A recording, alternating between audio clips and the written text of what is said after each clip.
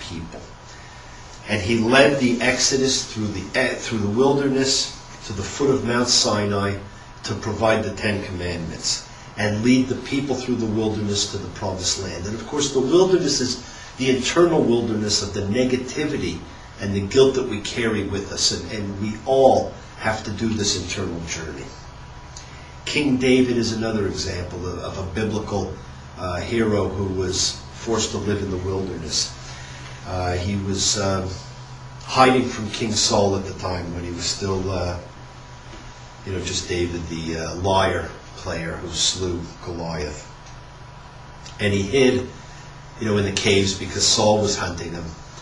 And these are in the wilderness near En-Gedi, which is near the Dead Sea. And at one point, Saul was staying in a cave near there, and David and the men loyal to him said, "Hey, we can kill the king." And David said, "No, you must not touch the king." And when the king, came across David, David said, "I could have killed you, but I chose not to.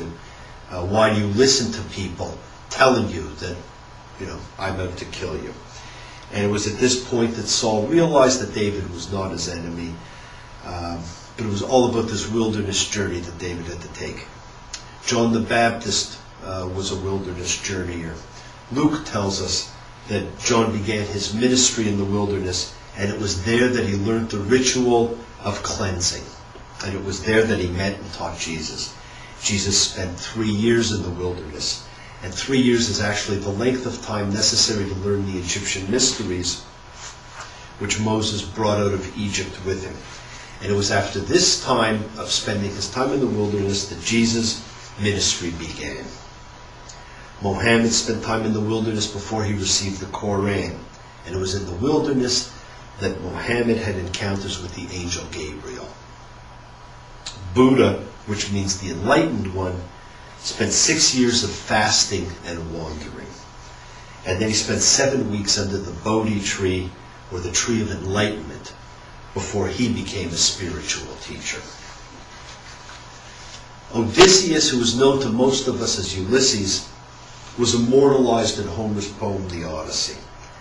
And the poem is not about home life, but it's about the adventures of Odysseus in the wilderness. And the whole book is really about his 20-year journey. And whatever else Odysseus is about, it is about a man, and that man, Odysseus, separated from his family, and it's about him coming back. And it's about his relationship with his wife, with his son, with his father, and, with all of the people who had meaning in his life. And the Odyssey is a journey of enlightenment, and that's how it has to be seen. His 20-year ordeal is an educational experience. And in a very real way, the Odyssey can be seen as a metaphor for intellectual achievement. Odysseus never abandoned his goal, and his goal was to go home and be with his family. But all of these wilderness journeys are allegorical to the journey that we each have to undertake. The wilderness isn't out there. The wilderness is in here. The wilderness is what we must each achieve at the spiritual level. Each of these stories also contains certain elements. Each of these people go through certain spiritual cleanses and spiritual rituals. And all of the elements of creation are a part of it. And those are some of the elements that we dealt with our rituals. So what are some of these elemental cleansings? Well, the fiery burning bush of Moses is fire. John the Baptist and Odysseus' journey represent water. Mohammed and Abraham's angelic encounters represents thought or air.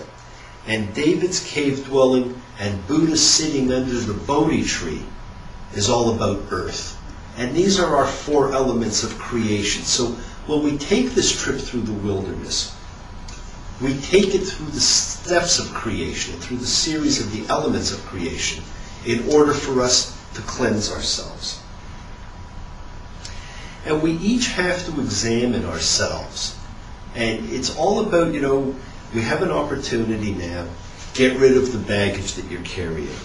And like I said, so where does baggage come from? It comes from guilt.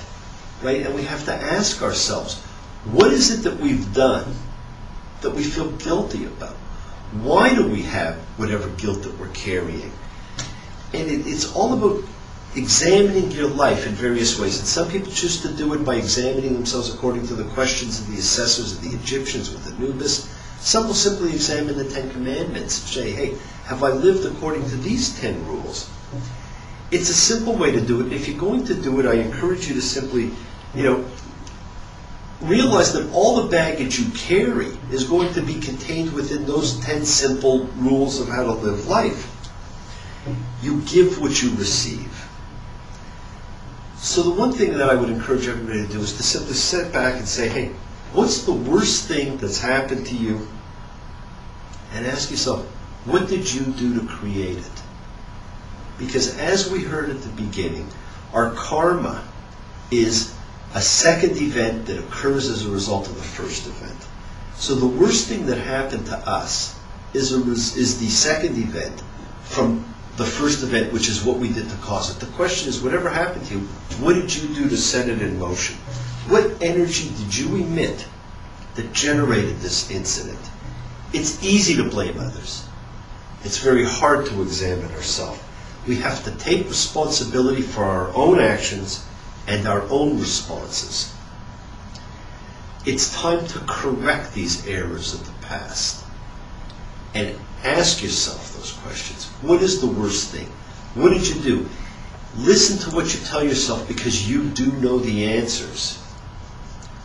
I encourage you all, examine the baggage that you're carrying. Thank you for joining us this evening.